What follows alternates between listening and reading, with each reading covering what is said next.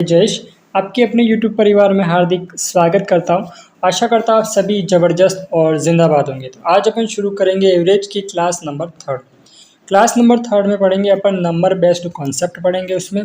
ठीक है, इन क्वेश्चनों को बड़े आसानी से सॉल्व करेंगे। ठीक है, क्लास को शुरू करने से पहले आप सभी टेलीग्राम, व्हाट्सएप ग्रुप जहाँ पर भी आप लोग जुड़े हुए हैं वहाँ पर क्लास को शेयर ज़रूर करें और क्लास को लाइक और कमेंट ज़रूर करना है। ठीक है मेरे दोस्त, तो शुरू करते हैं अपनी आज की क्लास का question number first. Question number first कह रहा है कि पिछले साल मेरी आयु एक पूर्ण वर्ग थी। पिछले साल मेरी आयु क्या थी? एक पूर्ण वर्ग थी। पूर्ण वर्ग का मतलब क्या होता है? तो पूर्ण वर्ग का मतलब होता है स्क्वायर। पूर्ण वर्ग का मतलब क्या होता है? स्क्वायर। जैसे कि मैंने यहाँ पर लिख दिया, मैंने यहाँ पर लिखा 81। अब 81 क्या है? पूर्ण वर्ग है। किसका है? 9 का। उसके बाद में मैंने लिखा 64। क्या 64 किसी संख्या का पूर्ण वर्ग है? हाँ। किसका है? 8 का। उसके बाद में एक और संख्या लिखी मैंने 49। क्या 49 किसी संख्या का पूर्ण वर्ग है? हाँ। तो किसका है? 7 का। अब उसी प्रकार 36 किस संख्या का पूर्ण वर्ग है? यह आप मुझे कमेंट करके बताओगे। 36 किस संख्या का पूर्ण वर्ग है? ये आप मुझे कमेंट करके बताओगे। मैं आपके कमेंट का इंतज़ार करूंगा। ठीक है, तो 36 किसका पूर्ण वर्ग है? किस संख्या का पूर्ण वर्ग है वो आप मुझे कमेंट करके बताओगे। बाकी पूर्ण वर्ग का मतलब क्या होता है मैंने वो आपको ये चीज़ समझा दी। अब उसके बाद में है क्वेश्चन, वापस पढ़ते हैं अपन। क्वेश्चन कह रहा है कि पिछले साल मेरी आयु एक पूर्ण वर्ग थी, अगले साल यह एक घन संख्या होगी। अगले साल मतलब आने वाले साल एक घन संख्या होगी, मतलब क्यूब होगी। वर्तमान में मेरी आयु क्या है? अब अभी क्या उसकी आयु? पिछले साल मेरी आयु एक पूर्ण वर्ग थी। अब वर्तमान में आयु क्या है वो पता करनी थी। तो पिछले साल क्या थी? एक पूर्ण वर्ग थी, यानी 25 थी। पूर्ण वर्ग किसका है?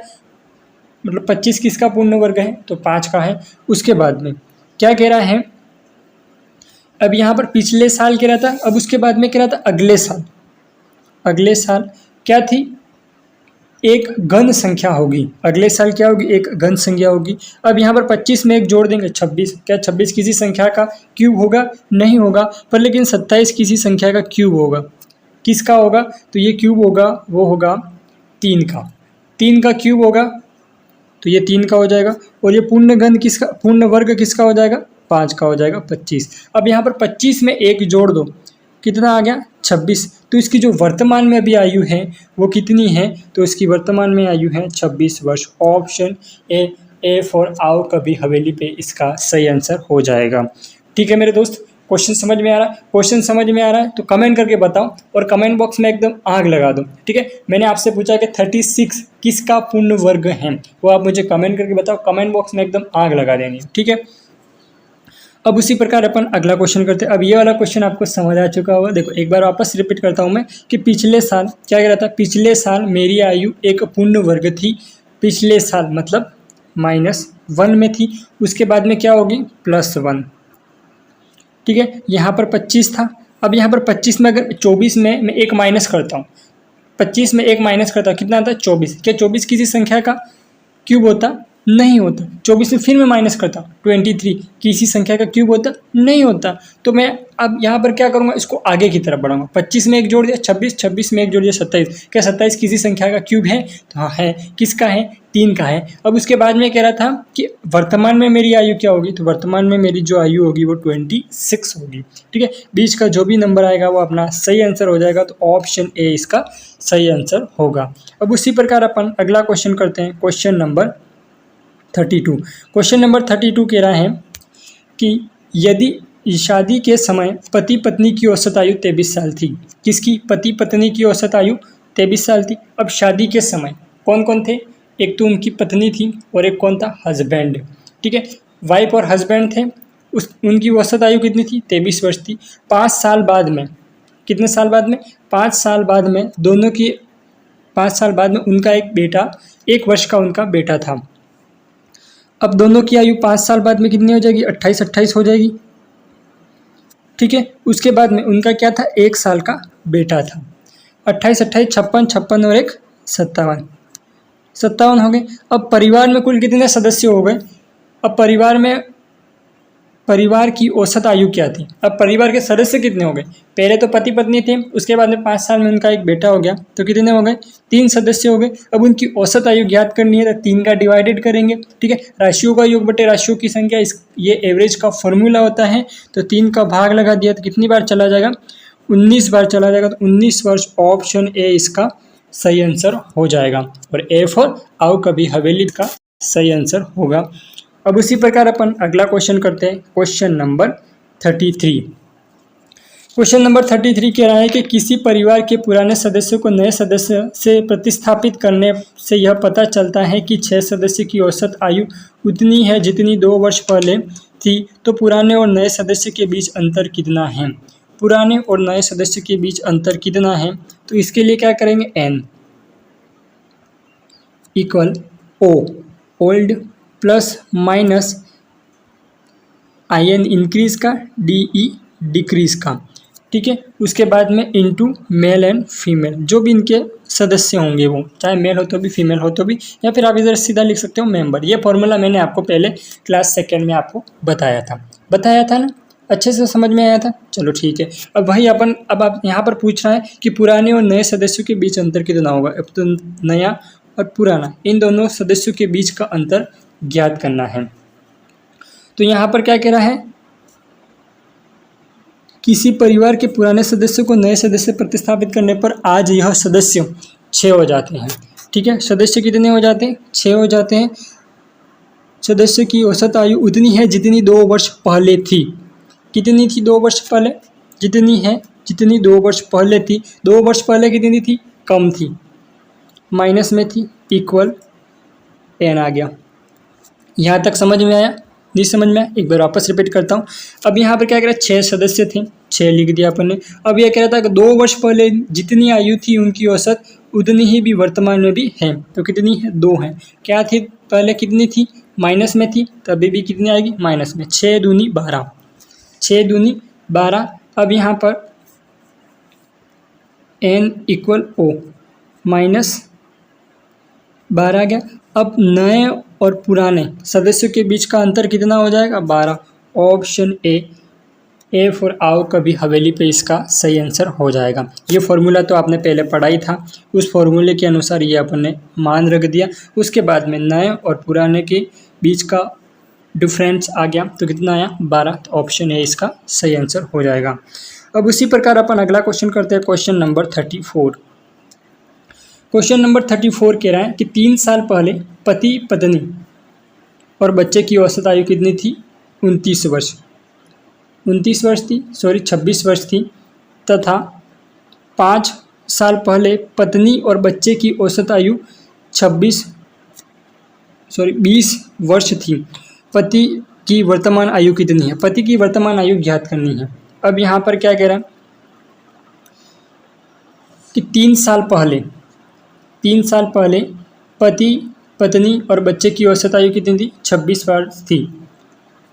वर्ष थी। अब उसके बाद में अब उसकी वर्तमान आयु कितनी होगी, अभी वर्तमान में तो अपन लिखेंगे, एक तो हस्बैंड आ जाएगा, वाइफ आ जाएगी और चाइल्ड आ जाएगा, बच्चा आ जाएगा, अपॉन 3 आ जाएगा। अब उसके बाद में अगर 3 साल पहले उनकी औसत 26 वर्ष थी, तो अभी वर्तमान में इनकी आयु कितनी हो जाएगी, 26 में 3 जोड़ देंगे।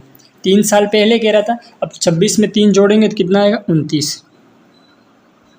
तीनों की बात कर रहा है, इसीलिए मैंने 26 में 3 जोड़ दिया तो कितना आ गया, 29 आ गया। ठीक है, समझ में आ गई यहाँ तक बात। अब उसके बाद में 29 में 3 का मल्टीप्लाई कर दिया तो कितना आया, 87। तो हस्बैंड, वाइफ और चाइल्ड, बच्चा, इन तीनों की आयु का औसत कितना हो जाएगा, 87। ये बन जाएगी इक्वेशन नंबर फर्स्ट। समझ में आया, ये कौन सी हो जाएगी, इक्वेशन नंबर फर्स्ट। उसके बाद में क्या कह रहा था कि 5 साल पहले पति पत्नी और बच्चे की औसत आयु कितनी थी, 25 वर्ष थी। किस किस की थी, पत्नी और बच्चे की। इसमें पति नहीं था, पत्नी और बच्चे की आयु 5 साल पहले 20 वर्ष थी। तो 20 में 5 जोड़ दिया तो कितना आया, 25। 20 में 5 जोड़ दिया तो कितना आया, 25। तो यहाँ पर आ गई वाइफ प्लस चाइल्ड बट्टे 2 इक्वल 25 आ गया। ठीक है। 25 में 2 का मल्टीप्लाई 50, वाइफ चाइल्ड इक्वल 50, ठीक है। ये कौन सी इक्वेशन बनी? Equation number second. पहली इक्वेशन क्या बनी थी? एक तो हस्बैंड था, वाइफ था और चाइल्ड था, इक्वल में कितना था? 87 था। उसके बाद में वाइफ और चाइल्ड, इनकी इक्वेशन क्या बनी? वाइफ चाइल्ड इक्वल टू कितना हो गया? 50, ठीक है। अब यहाँ पर दोनों इक्वेशन अपन लिख देंगे एक बार। क्या क्या इक्वेशन थी? पहले थी husband plus wife plus child बराबर 87। अब उसके बाद में क्या क्या था? एक तो वाइफ थी और चाइल्ड था, इनका कितना आया था? 50। अब यहाँ पर इसका मान रख देंगे, ठीक है। वाइफ और चाइल्ड, इसका मान कितना आ गया? 50 आ गया, इक्वल 87 एच प्लस। अब एच की वैल्यू निकलने के लिए क्या करेंगे अपन? 87 में 50 को माइनस कर देंगे। एच बराबर 87 माइनस 50, तो कितना आ गया? 37, ठीक है। तो हस्बैंड की आयु कितनी हो जाएगी? 37 ईयर। ऑप्शन ए इसका सही आंसर हो जाएगा। कैसे करा, समझ में आ गया आपको अच्छे से? दो इक्वेशन बनाई थी, सेकेंड इक्वेशन का मान फर्स्ट इक्वेशन में अपन ने रख दिया, तो जिसका सही आंसर आया 37। 87 में से 50 को माइनस कर देंगे तो कितना आएगा? 37 वर्ष इसका सही आंसर हो जाएगा। अब उसी प्रकार अपना अगला क्वेश्चन करते हैं कि 6 साल पहले रवि, मोहन, गोविंद की उम्र का औसत 32 साल था। अगर श्याम उनके साथ ना जाए तो उन चारों का औसत 36 वर्ष है। श्याम की वर्तमान आयु कितनी है? क्या कह रहा था? 6 साल पहले, ठीक है। इन सभी की आयु का योग कितना था? 32 वर्ष था। अभी अपन ने फर्स्ट क्वेश्चन करा था, इसमें क्या कह रहा था कि 3 साल पहले पति पत्नी बच्चे की आयु कितनी थी? 26 वर्ष थी। तो अपन ने क्या कहते हैं, 26 में 3 जोड़ दिया था। अब इसमें भी यही करेंगे, ठीक है। एक तो आर आ जाएगा, एम आ जाएगा प्लस जी आ जाएगा। आर का मतलब रवि, एम का मतलब मोहन और जी का मतलब गोविंद। 32 में 6 जोड़ दिया, कितना आ गया? 38। आई बात समझ में यहाँ तक? उसके बाद में कह रहा था कि अभी यहाँ पर लोग कितने थे? 3 लोग थे, ठीक है। अब अपन कर क्या रहे हैं? एवरेज करें। अब 38 में 3 का मल्टीप्लाई करेंगे तो रवि, मोहन और गोविंद, इन तीनों की आयु कितनी हो जाएगी? 114। आई बात समझ में? अच्छे से समझ में आई? 114 आ गई। उसके बाद में ये क्या होगी? Equation number first. उसके बाद में क्या कह रहा था? अगला क्वेश्चन जाए तो उन चारों का औसत 36 हो जाता है। 3 था, उसके बाद में कौन आ जाता है? अगर श्याम उनके साथ आ जाता है, 3 चारों का औसत कितना हो जाता है? 36 हो जाता है। तो अब इसके साथ में कौन आ जाता है? श्याम फिर आ जाता है, राम, मोहन, फिर गोविंद और श्याम फिर आ जाता है। इन सभी का औसत कितना हो जाता है? 36 हो जाता है। लोग कितने? तो 4 हो जाते हैं। तो यहाँ पर कितना आ जाएगा? 144। 36 में 4 का मल्टीप्लाई करते हैं 144 आता है। अब यहाँ पर इस इक्वेशन फर्स्ट का मान कितना है? रवि, मोहन और गोविंद 114 है। तो यहाँ पर श्याम की वैल्यू ज्ञात करनी है, तो यहाँ पर इसकी वैल्यू कितनी रख देंगे? 114 रख देंगे। 114 प्लस श्याम बराबर 144, कितना था? 114 प्लस श्याम बराबर 144। तो श्याम की आयु कितनी हो जाएगी? तो श्याम की आयु हो जाएगी 30 वर्ष। ऑप्शन ए इसका सही आंसर हो जाएगा। कैसे आया? 144 में से 114 को माइनस कर दिया था, 30 वर्ष इसका सही आंसर हो जाएगा, ठीक है। अब उसी प्रकार अपना अगला क्वेश्चन करते हैं, क्वेश्चन नंबर 36। क्वेश्चन नंबर 36 कह रहा है कि लगातार 1000 सम संख्याओं का औसत क्या होगा? लगातार सम संख्याओं का 1000 सम संख्याओं का औसत क्या होगा? तो यहाँ पर लगातार, इससे पहले अपन क्या करते हैं? लगातार 100 सम संख्याओं का औसत ज्ञात करते हैं। अब इस तरह का क्वेश्चन आता है तो क्या करोगे? सम संख्या कहाँ से शुरू होती है? 2 से शुरू होती है। अंत कहाँ पर होता है इनका? 1000 पे। इसका फॉर्मूला होता है a + an/2। एवरेज ज्ञात करने का इनका सीधा साधा फॉर्मूला होता है। आपसे पूछा जाए कि लगातार 100 सम संख्याओं का औसत कितना होगा, तो क्या करोगे? फॉर्मूला लग जाएगा इसका a + an/2। 2 संख्या थी, भाग में 2 लगा दिया, ठीक है। a का मतलब क्या होता है? प्रथम नंबर। an का मतलब क्या होता है? अंतिम नंबर। 2 + 100/2 102 में 2 का भाग लगा दिया तो कितना आ गया 51 इसका सही आंसर हो जाएगा। ठीक है, पर ये आपको फॉर्मूला पहले याद होना चाहिए। संख्या किसी भी प्रकार की कोई भी हो, एक बार क्वेश्चन समझने के बाद में ये फॉर्मूला लगाओगे तभी क्वेश्चन सॉल्व होगा।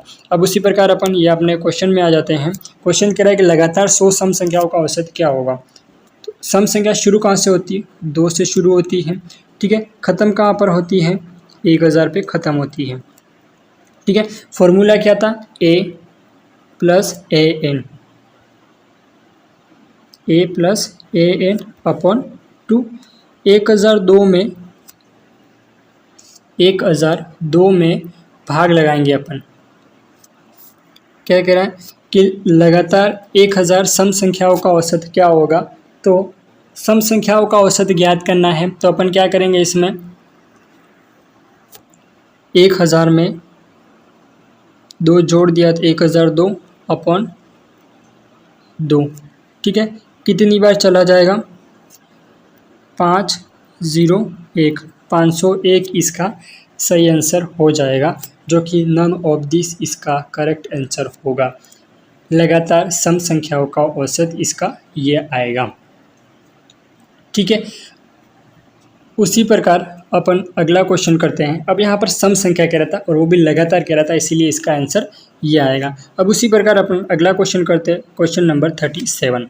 क्वेश्चन नंबर 37 कह रहा है कि 100 तक की सभी भाज्य और विभाज्य संख्याओं का औसत क्या होगा। 100 तक की सभी भाज्य और विभाज्य संख्या का औसत क्या होगा। तो यहाँ पर 2 से शुरू होती है और यहाँ पर 100 तक बोल रहा था। ठीक है, 100 तक बोल रहा था, इसीलिए 100 खुद आएगा। अगर बीच बोलता तो यहाँ पर 100 नहीं आता, 98 आ जाता। ठीक है, a plus a n upon 100, 2 plus 100 upon 2। ठीक है, 102 में 2 का भाग लगा दिया तो कितना आ गया 51। ऑप्शन ए इसका सही आंसर हो जाएगा। अपन क्वेश्चन नंबर 36 में एक बार वापस जाते हैं। क्वेश्चन नंबर 36 यहाँ पर क्या है कि लगातार 1000 सम संख्याओं का औसत क्या होगा। मैंने जो कॉन्सेप्ट करवाया था वो थोड़ा गलत था, इसमें यह था 2 का भाग लगाना नहीं है। जैसे कि लगातार सम संख्या जितनी भी दे रखी हैं, जैसे कि यहाँ पर 1000 दे रखी हैं, लगातार की बात करें कंटिन्यू होती हैं तो उसमें क्या होता है 1 जुड़ जाएगा तो कितना आएगा 1001 इसका सही आंसर आएगा। ऑप्शन ए इसका करेक्ट आंसर होगा। मैंने वो वाला क्वेश्चन करवाया था, वो कॉन्सेप्ट करवाया था वो थोड़ा क्या था, गलत था। वो तब लगेगा जब तक की बात करता हो। जैसे कि यहाँ पर अपना अगला क्वेश्चन ये मैंने करवाया था अभी आपको कि 100 तक सभी भाज्य और विभाज्य संख्याओं का क्या होगा औसत, ये पूछ रहा था। अब यहाँ पर क्या पूछ रहा था, लगातार। इस क्वेश्चन में क्या पूछ रहा था, लगातार पूछ रहा था, इसीलिए क्या करेंगे n+1 सीधा फॉर्मूला लगेगा n+1। इसमें क्या फॉर्मूला लगेगा, सीधा n+1। n के स्थान पर कितना आ जाएगा 1000 प्लस 1 कितना हो जाएगा 1001 इसका सही आंसर हो जाएगा। अब उसी प्रकार अगला क्वेश्चन करते हैं, क्वेश्चन नंबर 38। क्वेश्चन नंबर 38 कह रहा है कि पहली 8 विषम संख्याओं का औसत ज्ञात कीजिए। पहली 8 विषम संख्याओं का औसत ज्ञात कीजिए। पहली 8 विषम संख्या, तो विषम संख्या शुरू कहाँ से होती है, 1 से शुरू होती है, ख़त्म कहाँ पर होगी, 15 पे ख़त्म होगी। आप बोलोगे सर 8 पे 15 पे कैसे ख़त्म होगी, 16 पे ख़त्म होगी। 16 सम संख्या है मेरे दोस्त, 16 कौन सी संख्या है, सम संख्या है। अब उसके बाद में मैंने फॉर्मूला बताया था a+an/2। तो a कितना है 1 प्लस 15/2। 16 में 2 का भाग लगाया, कितनी बार जाएगा 8 बार। ऑप्शन ए इसका सही आंसर हो जाएगा। ठीक है, क्या था क्वेश्चन के पहली 8 विषम संख्याओं का औसत ज्ञात कीजिए। तो a+an/2 आ जाएगा। ठीक है, तो पहले आएगा a का मतलब प्रथम नंबर होता है, an का मतलब होता है अंतिम नंबर। ठीक है, 1 + 15/2, 16 में 2 का भाग लगा दिया तो 8 इसका सही आंसर हो जाएगा। अब उसी प्रकार अपन अगला क्वेश्चन करेंगे, क्वेश्चन नंबर 39। क्वेश्चन नंबर 39 कह रहा है कि 8 क्रमागत विषम संख्याओं का औसत 28 है। 8 क्रमागत, क्या 8 एक विषम संख्या है या सम संख्या, वो मुझे कमेंट करके बताओ पहले तो आप। जल्दी कमेंट करना है आपको, इंतज़ार नहीं करना है। इंतज़ार करने वालों को सिर्फ इतना मिलता है जितना कोशिश करने वाले छोड़ जाते हैं। अब आजकल लोग कोशिश करके छोड़ने वाले तो बहुत कम मिलते हैं, ठीक है। हमेशा 100% वो सक्सेस पा ही लेते हैं, मेहनत करते हैं, कोशिश करते हैं तो वो सक्सेस पा ही लेते हैं। इसीलिए याद रखना है कि इंतज़ार करने वालों को सिर्फ इतना मिलता है जितना कोशिश करने वाले छोड़ जाते हैं। तो यहाँ पर 8 क्रमागत विषम संख्याओं का औसत 28 है। तो अब मुझे आप कमेंट करके बताओ कि 8 विषम संख्या है या फिर सम संख्या, ठीक है। अब ये चीज़ आपको कमेंट करके बतानी है। बाकी 28 था, अब 8 एक विषम संख्या नहीं है, यह एक सम संख्या है। तो 8 में 1 चला गया तो कितना आ गया 7। अब 28 क्या कह रहा था, सबसे छोटी संख्या कौन सी हो जाएगी, सबसे छोटी संख्या हो जाएगी, सबसे छोटी संख्या हो जाएगी 28 में 7 को माइनस कर दो, 28 में 7 को माइनस कर दिया तो ये छोटी हो जाएगी सबसे, 28 में 7 जोड़ दिया तो क्या हो जाएगी, ये सबसे बड़ी हो जाएगी, ठीक है। अब इन दोनों संख्याओं को जोड़ देंगे, दोनों संख्याओं को जोड़ेंगे तो कितना आएगा 56। ऑप्शन ए इसका सही आंसर हो जाएगा। 56 ऑप्शन ए इसका सही आंसर हो जाएगा, ठीक है मेरे दोस्त। समझ में आया, अच्छे समझ में आया तो समझ में आया तो क्लास को लाइक और शेयर ज़रूर करें, ठीक है। अब उसी प्रकार अपना अगला क्वेश्चन है क्वेश्चन नंबर 14। क्वेश्चन नंबर 14 क्या कह रहा है कि प्रथम 6 अभाज्य संख्याओं का औसत क्या होगा। अब मुझे बताओ कि अभाज्य संख्या कहते किसे हैं। अब अभाज्य संख्या किसे कहते हैं मैं बता दूं आपको, जो संख्या सेल्फ डिवाइडेड होती हो, जो किसी से कोई मतलब नहीं रखती हो। मेरा काम मैं खुद करूँगा, मैं किसी और को नहीं करने दूंगा, बस यही एक अभाज्य संख्या की परिभाषा है। क्या है कि मेरा काम मैं खुद करूँगा, मेरा कर्तव्य है मैं खुद करूँगा, मैं किसी और को करने के लिए नहीं दूंगा। एग्जाम्पल पे 2 है, 2 किसी से डिवाइडेड नहीं होता है, 2 किसी से डिवाइडेड नहीं होता है, 3 किसी से डिवाइडेड नहीं होता, 5 में किसी भी संख्या का भाग जाता है नहीं जाता है, 7 में किसी संख्या का भाग जाता है नहीं जाता है, 11 में किसी संख्या का भाग जाता है नहीं जाता है। मतलब मेरा कार्य मैं खुद करूँगा, किसी और को नहीं करने दूंगा, बस यही एक अभाज्य संख्या है, ठीक है। अभाज्य संख्या क्या होती है, एक सेल्फ डिवाइडेड होती है, वो किसी दूसरे में भाग नहीं जाती है, अपना काम किसी और को करने के लिए नहीं देती है, वो सेल्फ डिपेंड है, ठीक है, अदर डिपेंड नहीं है। बस यही एक अभाज्य संख्या की डेफिनेशन है। अब यहाँ पर कह रहा था कि प्रथम 6 अभाज्य संख्या, प्रथम 6 अभाज्य संख्या कौन कौन सी हो जाएगी, 2 हो जाएगी, 3 हो जाएगी, 5 हो जाएगी, 7 हो जाएगी, उसके बाद में 9 हो जाएगी, उसके बाद में 2 हो जाएगी, 3 हो जाएगी, 5 हो जाएगी, 7, 9 होगी क्या, 9 नहीं होगी, 9 एक अभाज्य संख्या नहीं है, ठीक है। 2, 3, 5, 7, उसके बाद में 11 और 13, ये क्या है, एक अभाज्य संख्या है, ठीक है। अब कितनी चाहिए अपन को, प्रथम 6, 3 और 3 6 हो गई। 9 अभाज्य संख्या नहीं होगी, क्यों नहीं होगी वो मैंने आपको अभी डेफिनेशन बताई एग्जाम्पल के माध्यम से।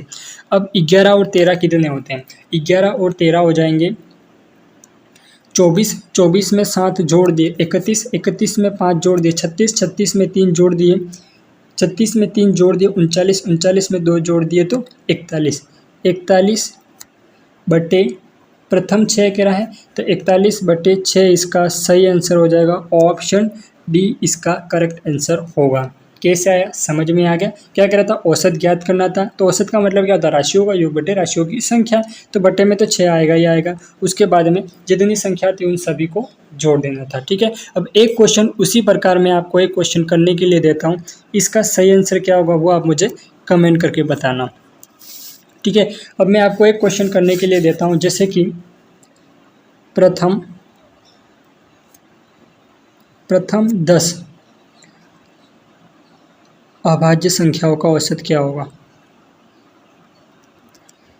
प्रथम 10 अभाज्य संख्याओं का औसत क्या होगा, ये आप मुझे कमेंट करके बताओ। मैं आपके कमेंट का इंतज़ार करूंगा। जब आप कमेंट करोगे तो मुझे पता चलेगा कि आपको ये चीज़ें समझ में आ रही है। बाकी आपके दोस्तों के साथ शेयर ज़रूर करें और क्लास को लाइक करें, ताकि आप आज अपन यहीं तक क्लास को समाप्त कर दें। बाकी आप सभी अपना ख्याल रखिएगा। धन्यवाद। जय हिंद, जय भारत।